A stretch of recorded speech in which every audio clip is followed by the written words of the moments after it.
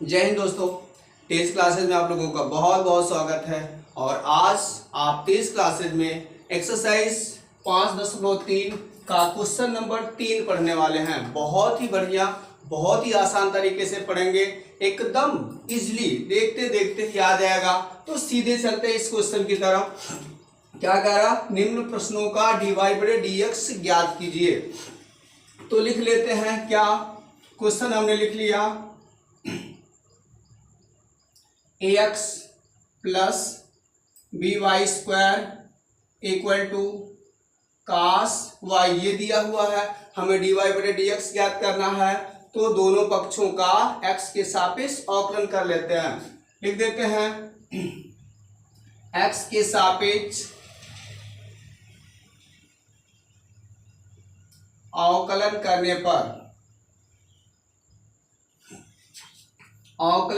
पर तो क्या होगा, देखिए हम x के सापेक्ष अवकलन करने चल रहे हैं।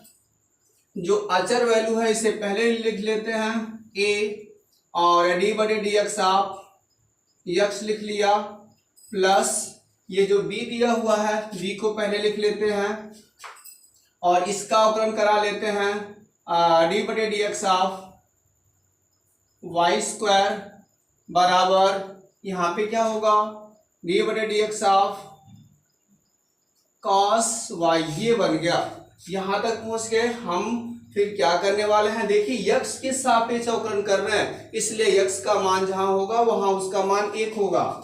तो फिर a क्या हो जाएगा, x का अवकलन कर रहे हैं, x का अवकलन कर रहे हैं और x के सापेक्ष कर रहे हैं, इसलिए इसका वैल्यू 1 हो जाएगा। प्लस ये b हो गया, y² का अवकलन कर रहे हैं। तो आप जानते हैं किसी भी वैल्यू का जब अवकलन किया जाता है तो उसकी घात को आगे लिखते हैं, फिर वो मान लिखते हैं और उसकी घात एक घटा के लिखते हैं। मतलब जो घात लगी हुई है इसे हम पहले लिखेंगे, इसके बाद वो जो वैल्यू है वो आधार मान उसको लिख लेना है और फिर घात को उसे कम कर लेना है। 2 से 1 कम करेंगे तो 1 होगा, ऐसा होगा। और फिर ये y है ना, y है, हम x के सापेक्ष अवकलन किए हुए हैं, तो y का जो मान होगा ये रह जाएगा। dy/dx हमें करना पड़ेगा। अच्छा, लेकिन एक बात है, अब बताइए y पे 1 लिखने का क्या मतलब है। 2 में से 1 कम किया तो 1 तो आएगा ही, 1 लिखना ही चाहिए, लेकिन 1 लिखने का कोई मतलब नहीं है, इसलिए 1 को हटा देते हैं। अब आइए, dy/dx ऑफ cos y दिया हुआ है। अब cos y का डिफरेंशियल जो होता है, अवकलन होता है माइनस साइन, तो फिर यहाँ पे हम माइनस कर लेते हैं, माइनस साइन लिख दिया। अब cos के आगे जो भी कुछ लिखा हुआ कोण जो भी है वही चीज यहाँ पे लिख देना होगा। अच्छी बात, लेकिन इस जो वैल्यू है ना इसका भी हमें अवकलन करना पड़ेगा। अब ये y है, अगर x होता तो मान 1 हो जाता, लिखने की जरूरत नहीं होती, लेकिन y है ना, तो y का हमें अवकलन करेंगे तो ये dy/dx बन जाएगा, ऐसा हो जाएगा। अब बताइए क्या हो रहा, a गुणे 1 करेंगे तो a ही रह जाएगा और प्लस ये 2 को आगे कर लिया, dy ऐसे कर लेते हैं और dy/dx ये कर लेते हैं। इसके बाद क्या हो जाएगा, इसके बाद माइनस साइन y dy/dx, इसको ऐसे लिख लिया। इसके बाद क्या होने वाला है,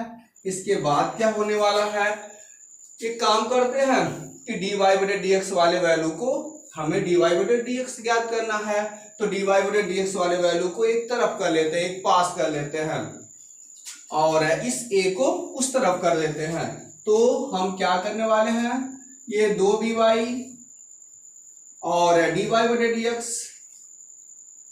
इसके पास इसको ला दिया, माइनस साइन y dy/dx, तो आके ये बन जाएगा प्लस साइन y dy/dx, ये बन जाएगा आपका, और ये प्लस a उधर जाएगा तो माइनस a बन जाएगा। यहां तक पहुंचे और यहां तक पहुंचने के बाद से बस तुरंत इसका आंसर आने वाला है। बताइए इसमें कॉमन क्या जा रहा, इसमें कॉमन क्या जा रहा है, dy बटे dx, dy बटे dx यहाँ दिख रहा, इसलिए मैंने यहाँ पे कॉमन ले लिया dy बटे dx।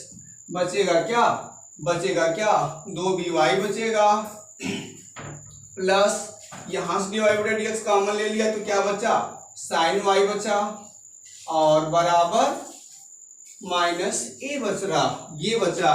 और इसके बाद dy बटे dx ऐसे लिख लिया, फिर माइनस a अपॉन ये वाला वैल्यू नीचे कर देते हैं, 2by प्लस साइन y, ये बन जाएगा।